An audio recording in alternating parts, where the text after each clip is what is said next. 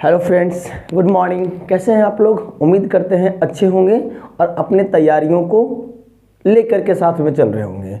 तो मैं आपका भाई दिलीप कुमार स्वागत करता हूं आपको अपने प्यारा सा यूट्यूब चैनल डीएमसी बोधिया पर। दोस्तों, आज हम लोग देखने वाले हैं सौरमंडल। ठीक है, जैसा कि भूगोल के हम लोग पोर्शन चला रहे थे जिसमें आपको ब्रह्मांड के बारे में करवा दिया गया है।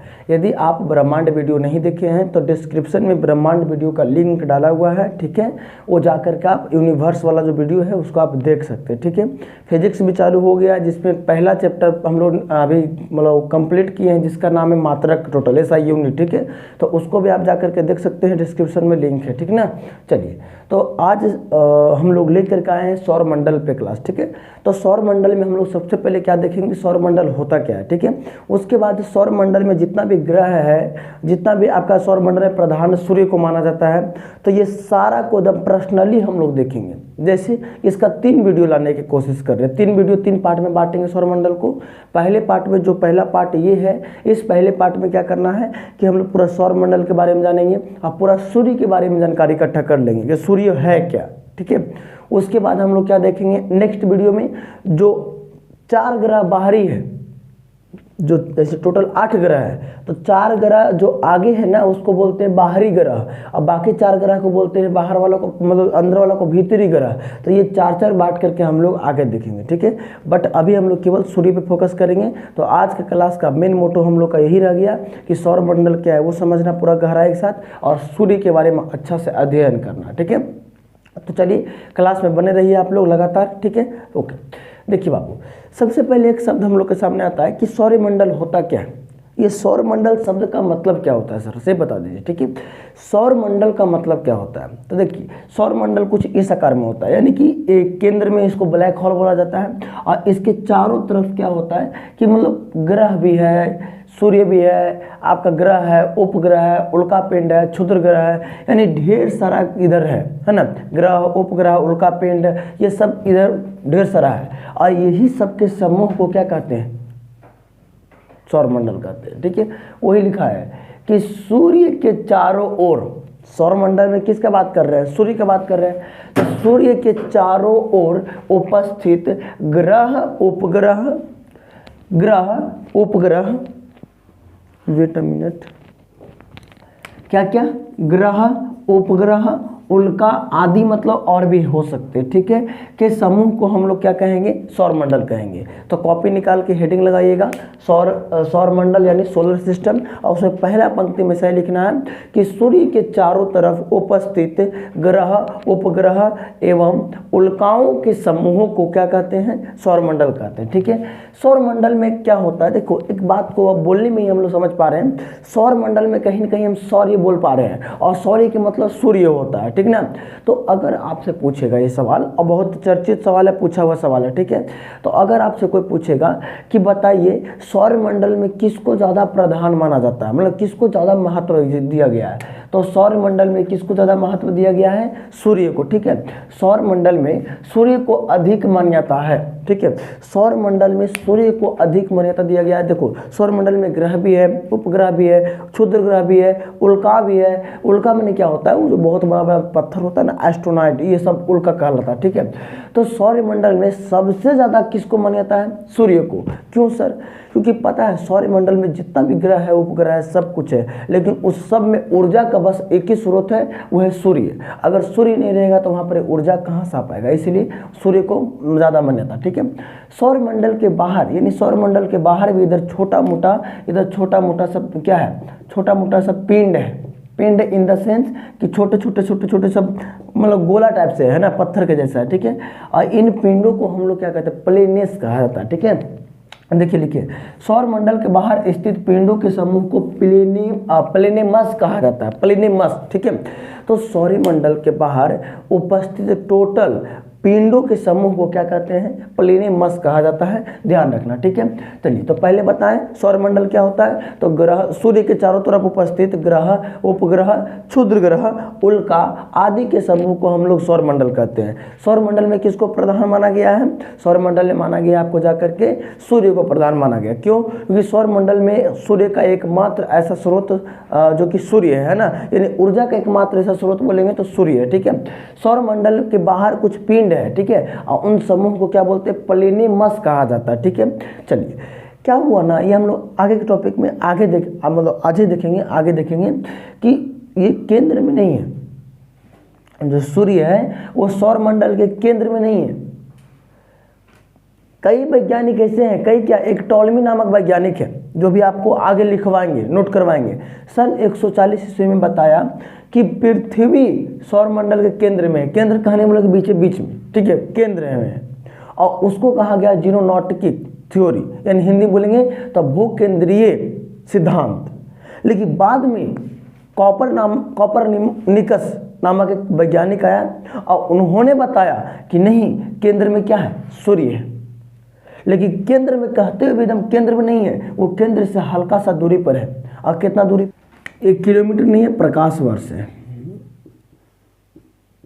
प्रकाश वर्ष, ठीक है। प्रकाश वर्ष दूरी की एक इकाई है, ठीक है। दूरी की एक बहुत बड़ी इकाई को प्रकाश वर्ष कहा जा सकता है, ठीक है। तो ये हम लोग पूरा देखें सौरमंडल क्या होता है, ठीक है बच्चों। उसके बाद क्या करना है कि सौरमंडल में सभी ग्रह, सभी तारा को स्पेसिफिक हम लोग पढ़ेंगे, ठीक है। तो सौरमंडल में सबसे पहले हम लोग पढ़ना है सूर्य के बारे में। तो कॉपी में हेडिंग लगाइए, सूर्य यानी सन, ठीक है। अब इसके बारे में जानकारी इकट्ठा करते हैं, ठीक है। चलिए अब देखो बाबू, पढ़ाई लिखाई के ज़्यादा कुछ हम ये नहीं कह सकते हैं कि जिसको पास समझ में आता है और जिसको मान्यता है, मानता है कि पढ़ाई लिखाई से कुछ हो सकता है, उसके लिए पढ़ाई लिखाई ही सब कुछ है। और जो मानवे नहीं करता, केवल खाली मतलब माता पिता के कहने पर या फिर एक समाज के प्रेशर से खाली लगा हुआ है, बट उसको पढ़ाई लिखाई में बिल्कुल मन नहीं लगता है, तो वैसे बच्चे के लिए पढ़ाई लिखाई बिल्कुल भी नहीं है, ठीक है। और उसको हम एक ही शब्द कहेंगे कि बउआ जो प्राप्त है वो पर्याप्त है, या तो मेहनत कीजिए और नहीं तो फिर छोड़ दीजिए, ठीक है। चलिए आगे चलते हैं। तो अभी हम लोग हेडिंग लगाइए सन यानी सूरज। अब एक दिमाग में बात चलेगा कि सूरज है क्या, है ना, सूरज है क्या। तो सबसे पहले आपको बता दें कि सूरज एक गैसीय गोला है। क्या है? सूरज एक गैसीय गोला है। ये बहुत इंपॉर्टेंट पॉइंट है कि सूरज क्या है? एक गैसीय गोला है। अब एक बात उठता है कि सूरज में कौन गैस होता है? तो सूरज में सबसे ज़्यादा क्या है? हाइड्रोजन और हीलियम भी है, ठीक है। हाइड्रोजन कितना प्रतिशत है? 71%। और हीलियम कितना है? 26.5%। और बाकी 2.5% में और भी कुछ गैस है इसमें, ठीक है। लेकिन ये दो गैस बहुत महत्वपूर्ण है, ठीक है। जब सूर्य के केंद्र के ताप 10⁻7 डिग्री सेल्सियस पहुंचता है ना, तो ये हाइड्रोजन के 4 अणु मिल करके जमा करके और हीलियम के 1 अणु में बदल देता है, ठीक है। तो एक बात आपको समझ लेना है कि जब सूर्य के केंद्र के ताप 10⁻7 डिग्री सेल्सियस पहुंचता है, तो हाइड्रोजन के 4 अणु मिल करके, अणु मतलब हाइड्रोजन के 4 कण, ठीक ना, मिल करके और हीलियम के 1 अणु बनाता है, ठीक है। अच्छा एक बात बताइए, 4 कण मिला तो क्या बनाया? 1 हीलियम बनाया। हाइड्रोजन का 4 कण मिला इन द सेंस जमा हुआ, तो हीलियम का 1 कण बनाया। और जमा होने को कहा जाता है संलयन, ठीक है। तो अगर आपसे पूछेगा कि सूर्य के केंद्र में कौन सी अभिक्रिया होता है, नाभिकीय विखंडन या नाभिकीय संलयन, तो आंसर होगा नाभिकीय संलयन। कैसे पता चला? क्योंकि यहाँ पर जमा होने की बात कर रहा है, संलयन करने की बात कर रहा है। देखो संलयन मैंने जमा होना, अब विखंडन मैंने तोड़ के हटा देना, फूटना, ठीक ना। तो यहाँ पर देखेंगे कि हाइड्रोजन के 4 अणु आपस में संलयन होकर के, मतलब जमा होकर के 1 अणु बनाता है, और वो किसका रहता है? हीलियम का रहता है, ठीक है। चलिए आगे। तो ये आपको समझ में आ गया कि सूर्य एक गैसीय गोला है जिसमें हाइड्रोजन का 4 अणु मिलकर के हीलियम के 1 अणु बनाता है, ओके। अब सूर्य जो है, जो सूर्य, इसका तापमान बहुत ज़्यादा होता है। आपको दिमाग में चलेगा कि सर सूर्य में तापमान कितना होता है? तो सूर्य में बउआ तापमान डिपेंड करता है कि आप पूछ कहाँ के रहे हैं। जैसे सूर्य के सबसे केंद्र में ज़्यादा तापमान है, केंद्र के तापमान होता है 1.5 × 10⁻15, कहाँ चला गया? हाँ, 15 डिग्री सेल्सियस। ये केंद्र की बात कर रहे हैं, सूर्य के बीचों बीच केंद्र में तापमान कितना 1.5 गुने 10 के पावर 15 डिग्री सेल्सियस होता है। आप देख पा रहे होंगे केंद्रीय भाग को क्रोड कहा जाता है, सूर्य के केंद्रीय भाग को क्रोड इंग्लिश में कोर कहेंगे, ठीक है। सूर्य के ये जो सूर्य है, सन है, इसके बीच वाले भाग को क्या कहेंगे हम लोग, क्रोड या फिर कोर कहेंगे, ठीक है। और ये क्रोड यानी कोर का तापमान कितना 1.5 गुने 10 के पावर 15 डिग्री सेल्सियस होता है। लेकिन इसका जो इधर सतह पर आएंगे ना, तो सतह पर आने के बाद धीरे धीरे तापमान क्या होता है, कम जाता है। क्यों कम जाता है, क्योंकि इसके चारों तरफ क्या है, वायुमंडल है। अब वायुमंडल करता क्या है, तो इसके तापमान को वो खींच लेता है, तो खींचने के कारण यानी अवशोषण करता है, वायुमंडल जो है वो क्या करता है, तापमान को खींचता है, ठीक है। और इसके कारण इसके सतह का तापमान मात्र कितना डिग्री हो जाता है, 6000 डिग्री सेल्सियस, ठीक है। चलिए, तो आपको इतना समझ में आया कि सूर्य क्या है। सूर्य एक गैसीय गोला है जिसमें हाइड्रोजन की मात्रा ज़्यादा है, हाइड्रोजन 71% है, हीलियम 26.5% है, और 2.5% में और भी गैस इसमें आती है, ठीक है। उसके बाद बताएं कि हाइड्रोजन के 4 अणु मिलकर के हीलियम के 1 अणु बनाता है, कितना ताप पर, 10 के पावर 7 डिग्री सेल्सियस के ताप पर, ठीक है। 10 के पावर 7 कहने का मतलब 10 पर 7 जीरो, 1 2 3 4 5 6 7 इतना डिग्री सेल्सियस पर सूर्य जो है वो 4 अणु मिला करके 1 अणु बनाता है हीलियम का, ठीक है।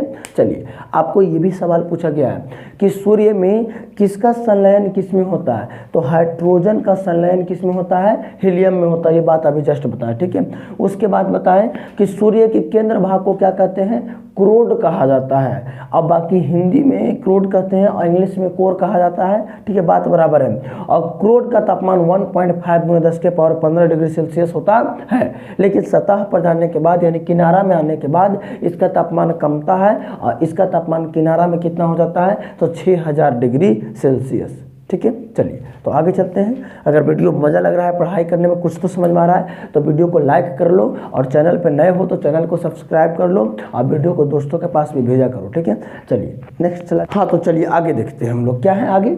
सूर्यमंडल के हम लोग सूर्य के बारे में बात किए थे। देखिए, बोला कि सौरमंडल के चारों ओर, सौरमंडल के चारों ओर ये कितना किलोमीटर की गति से चल रहा है, तो 250 किलोमीटर प्रति सेकेंड के स्पीड से चल रहा है। कौन, सूर्य, ठीक है। सूर्य क्या कर रहा है, अपने सौरमंडल के चारों ओर ये कितना की स्पीड से चलता है, तो 250 किलोमीटर प्रति सेकेंड। सोचो कितना स्पीड से चल रहा है, यानी 1 सेकेंड में ये जो सूर्य है ना वो 250 किलोमीटर चल जाएगा 1 सेकेंड में। सोच सकते हो, अभी भी चल रहा है ना, हम लोग जब अभी क्लास कर रहे हैं तो अभी भी चल रहा है वो, ठीक है। और इस काम को मतलब एक शब्द में कहें तो जब 250 के स्पीड से चल रहा है, 250 किलोमीटर प्रति सेकेंड के स्पीड से, तो पूरा सौरमंडल को एक चक्कर पूरा करने में कितना समय लगेगा, तो 25 करोड़ वर्ष लगेगा। आप इस बात से अंदाजा लगा सकते हैं कि हमारा सौरमंडल कितना फैला हुआ है, ठीक है। ये जो सूर्य है हमारा, ये 1 सेकेंड में 250 किलोमीटर की गति से दौड़ रहा है, और ये पूरा एक चक्कर लगाने में 25 करोड़ वर्ष लगता है। 25 वर्ष नहीं बोल रहे हैं, 25 करोड़ वर्ष। और इसी को ज्योग्राफी में ब्रह्मांड वर्ष कहा जाता है, ठीक है। क्या बोला जाता है, ब्रह्मांड वर्ष।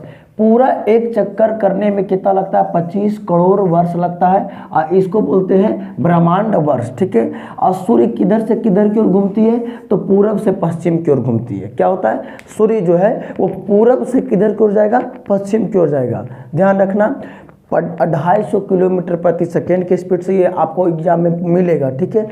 आप पूरा एक चक्कर करने में ऐसा सवाल पूछता है कि सूर्य के द्वारा हमारे सौरमंडल को पूरा एक चक्कर करने में कितना समय लगता है, तो 25 करोड़ वर्ष लगता है। अगर चाल पूछेगा तो आपको जाकर के 250 किलोमीटर प्रति सेकेंड हो जाएगा, ठीक है। चलिए, अब क्या होता है कि जब सूर्य ग्रहण होता है, देखिए आपको ये बात हम आपको पढ़ाएंगे, आगे भी पढ़ाएंगे, यहाँ भी पढ़ा देते हैं, ठीक है। सूर्य ग्रहण क्या होता है, जब अभी सूर्य पढ़ा रहे तो सूर्य ग्रहण पढ़ा देते, ठीक है। क्या होता है सूर्य ग्रहण में, कि सूर्य ग्रहण में क्या होता है, ध्यान सुनना। सूर्य और यहाँ है पृथ्वी, ये हो गया सूर्य यानी सन, और ये हो गया पृथ्वी, और एकर बीच में कौन आ जाता है, चंद्रमा। चंद्रमा, ठीक है। देखो, जो चीज़ दिखाई नहीं देगा वही होता है ग्रहण, ओरे पर ग्रहण, ठीक है। जैसे मान लेते हैं कि आप 3 गो दोस्त हैं, पहला दोस्त का नाम, जैसे 3 दोस्त हैं आप, मान लेते हैं एगो यहाँ ए है, एक यहाँ बी है और एक यहाँ है सी। 3 दोस्त हैं आप लोग, ठीक है।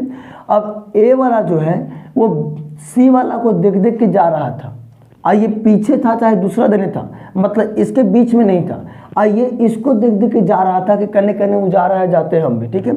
अब ये बीचवा में दूसरा देने से इसका रास्ता था, अब बीचवा आके ये घुस गया, ठीक है। तो जब ये बीच में घुस गया तो ए को ई दिखाई देना बंद हो गया, यानी कि सी दिखाई देना बंद हो गया। आप कहेंगे कौन ग्रहण हुआ, तो सी ग्रहण हो गया, यानी जो दिखाई देना बंद हो जाता है वही ग्रहण लग जाता है। जैसे अब हम लोग पृथ्वी पर हैं तो पृथ्वी से तो देखेंगे ना बाबू, तो पृथ्वी से जब देखेंगे और सूर्य को देख रहे थे और बीच में कौन आ गया, चंद्रमा आ गया, तो कौन दिखाई देना बंद हो गया, सूर्य दिखाई देना बंद हो गया, तो कौन ग्रहण हो गया, सूर्य ग्रहण हो गया, ठीक है। अब इसके बीच में देखो, सूर्य थोड़ा सा बड़ा है और चंद्रमा थोड़ा सा क्या है, छोटा है, तो एकदम अगर इसको ढांकने जाएगा तब पूरा नहीं ढांक पाएगा। आप इसका चित्र देखिए यहाँ पे लाएं, ठीक है।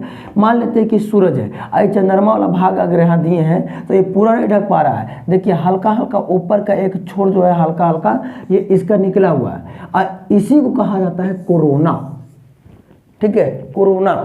यानी एक शब्द में कहें तो जिस समय सूर्य ग्रहण लगा हुआ होता है उस समय सूर्य के दिखाई देने वाले भाग को क्या नाम दिया गया है, कोरोना। हिंदी में कहते हैं सूर्य किरीट, सूर्य किरीट कहा जाता है। और ये इतना खतरनाक होता है कि इसमें से कौन सा किरण निकलता है, तो एक्स किरण निकलता है, यानी किरण को इंग्लिश में कहा जाता है रे, ठीक है, तो एक्स रे निकलता है, ठीक है। आपको बहुत इंपॉर्टेंट पॉइंट बता रहे हैं, अगर पूछेगा सवाल एकदम बहुत डीपली पूछता है सब, ठीक है। कहेगा कि बताइए सूर्य ग्रहण के समय कौन सा ऐसा भाग है जो सूर्य का दिखाई देता है, तो आंसर हो जाएगा जाके काची आपका कोरोना, यानी कि सूर्य किरीट, ठीक है। चलिए, तो आपको आगे बताएं कि सूर्य किरीट से कौन सा किरण निकलता है, तो एक्स किरण निकलता है, ठीक है। चलिए, अच्छा, सूरज के प्रकाश जो है वो पृथ्वी तक पहुंचने में कितना समय लेता है, तो 8 मिनट 16.6 सेकेंड लेता है, ठीक है। 8 मिनट 16.6 सेकेंड लेता है, ठीक है। चलिए आगे, अब सूर्य का अगर उम्र बात करें, यानी सूर्य कितना वर्ष और जिंदा रहेगा, कोई भी ऐसा तारा है वो कभी न कभी ब्लास्ट होगा, ठीक है। जितना भी तारा है वो सब धीरे धीरे क्या करेगा, धीरे धीरे ब्लास्ट होगा, मतलब धीरे धीरे उसका उम्र होगा, जैसे जैसे बड़ा होगा और बड़ा होने के बाद वो ब्लास्ट हो जाएगा। तो सूर्य भी क्या एक प्रकार का तारा है, ठीक है। अच्छा, ये बात नहीं बताया आपको, अभी बता रहे, ठीक है। सूर्य भी एक प्रकार का तारा है, ये ग्रह नहीं है, ये गैसीय तारा बोल सकते हैं, ठीक है। तो ये भी कभी न कभी क्या होगा, ब्लास्ट होगा। तो सूर्य का उम्र कितना है, 5 बिलियन वर्ष, 5 बिलियन वर्ष, सूर्य का उम्र 5 बिलियन वर्ष है, ठीक है ना। चलिए, अब एक नया नाम आता है हम लोग के सामने जिसका नाम है सौर ज्वाला। ये सौर ज्वाला क्या होता है, देखिए, तो सूरज के अंदर कई ऐसी धधकता हुआ ज्वाला है, मतलब आग है, ठीक है, और उसका अलग अलग जगह पर अलग अलग नाम है, ठीक है। तो सौर ज्वाला, एन माने नॉर्थ समझना, नॉर्थ यानी उत्तर, और ये एस माने साउथ यानी कि दक्षिण, ठीक है। तो सौर ज्वाला को उत्तरी ध्रुव पर ऑरोरा बोरियोलिस कहा जाता है। अगर आप दरोगा लेवल के सेट मारिएगा, दरोगा लेवल के एग्जाम में बैठेगा तो ये सवाल पूछता है, ठीक है, कि सौर ज्वाला को उत्तरी ध्रुव पर क्या नाम दिया गया है, ऑरोरा बोरियोलिस। देखिए दोनों में अरोरा अरोरा लगल है, खाली दिक्कत है तो बोरियोलिस और ऑस्ट्रेलियस के, ठीक है, ऑस्ट्रेलिस, ठीक ना, बोरियोलिस और ऑस्ट्रेलिस, ये 2 ऐसा नाम है जो आपको यहाँ पर लेकर के आना है। तो नॉर्थ में हो गया बोरियोलिस, ठीक है, और साउथ में क्या हो गया, ऑस्ट्रोलिस, ठीक ना, ऑस्ट्रेलिस है ना, ऑरोरा ऑस्ट्रेलिस। तो सौर ज्वाला को उत्तरी ध्रुव पर ऑरोरा बोरियोलिस नाम दिया गया है। सौर ज्वाला होता क्या है, तो सूर्य के अंदर के ज्वाला को हम लोग सौर ज्वाला बोलेंगे, और उसको उत्तरी ध्रुव पर ऑरोरा बोरियोलिस और दक्षिणी ध्रुव पर ऑरोरा ऑस्ट्रेलिस के नाम से जाना जाता है, ठीक है। चलिए, अब एक बात आपको समझना है कि सूर्य के बीच में कुछ धब्बा है, धब्बा इन द सेंस मतलब कुछ काला काला स्थान है, होल जैसा, ठीक है। अब उसका क्या कहानी है से सुनिए। जैसे मान लेते हैं कि ये सूर्य, ठीक है, तो सूर्य के बीच में जहाँ तहाँ क्या है, हल्का फल्का धब्बा है, ठीक ना। अब ये धब्बा क्या करता है, धब्बा का यानी जो काला रंग है ये धीरे धीरे बढ़ता है और फिर धीरे धीरे कमता भी है, धीरे धीरे बढ़ता है, धीरे धीरे कमता है। तो ये टोटल बढ़ने और कमने में 22 वर्ष ले लेता है, 22 वर्ष, ठीक है।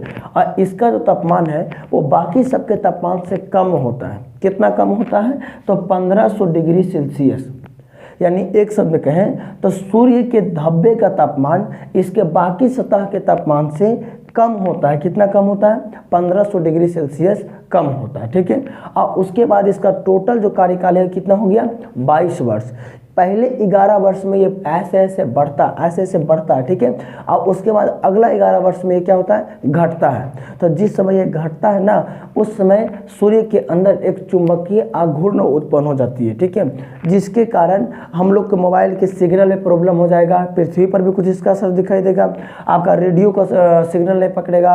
आपका चुंबक को रखिएगा ना तो चुंबक की सुई दूसरी ओर घूमने लगेगा। यानी कि और आपका काफ़ी ज़्यादा इलेक्ट्रॉनिक्स वस्तुओं जितना रहेगा वो सब में दिक्कत आने लगता है, ठीक है। तो रेडियो संचार में आ जाएगा, टीवी में प्रॉब्लम आने लगेगा, सिग्नल नहीं दिखाएगा, है ना। तो जब ऐसा होता है, यानी ये धब्बे जब इस प्रकार से जब फैल के जब सिकुड़ने लगते हैं तो ऐसा होना चालू हो जाता है, ठीक है।